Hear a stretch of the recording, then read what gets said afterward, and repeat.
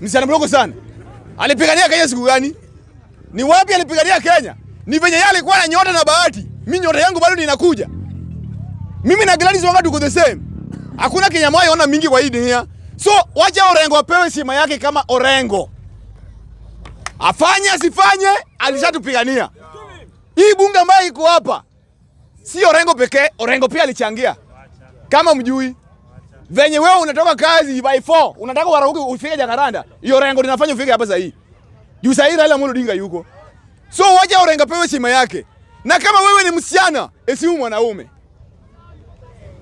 Kama uko hapo na hujiheshimu mwanaume wako, ndio maana uko hapa huna mwanaume. Kuna wenye wako nayo, usiniangalie hivyo, wewe najua uko nayo. Mimi sina na mtu.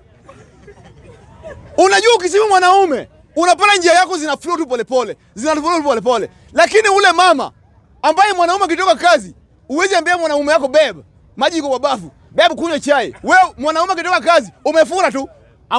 Amwizi ishi na huyu mwanaume. Mimi wangu nikiingia, lazima niitwe babe.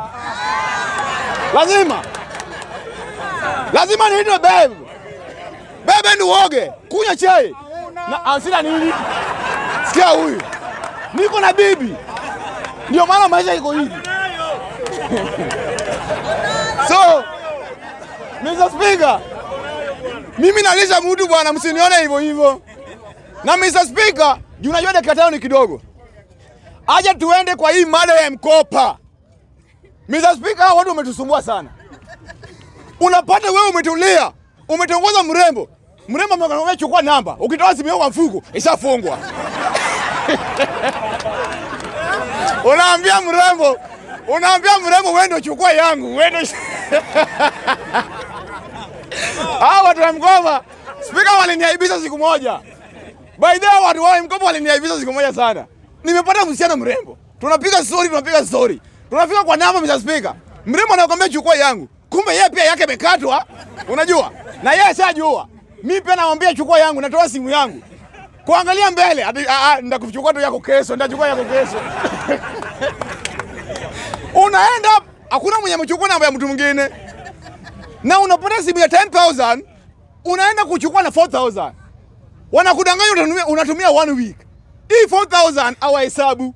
Hii simu tena bado unalipa 50,000. 50 plus 4 ni 54. Na simu yao nani cash ni nini? 10,000. So mkopo mali wamefika hapana. Hadi siku hizi wameka pikipiki ya mkopo. Unapata mtu ameweka pikipiki kando ya barabara, pikipiki pia imekatwa.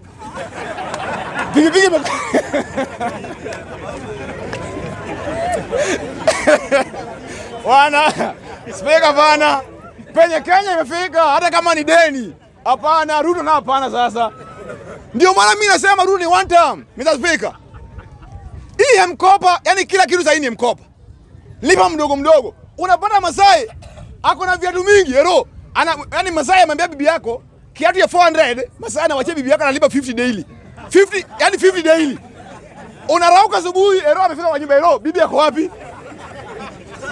Kwani sasa kila kitu ni deni hii Kenya?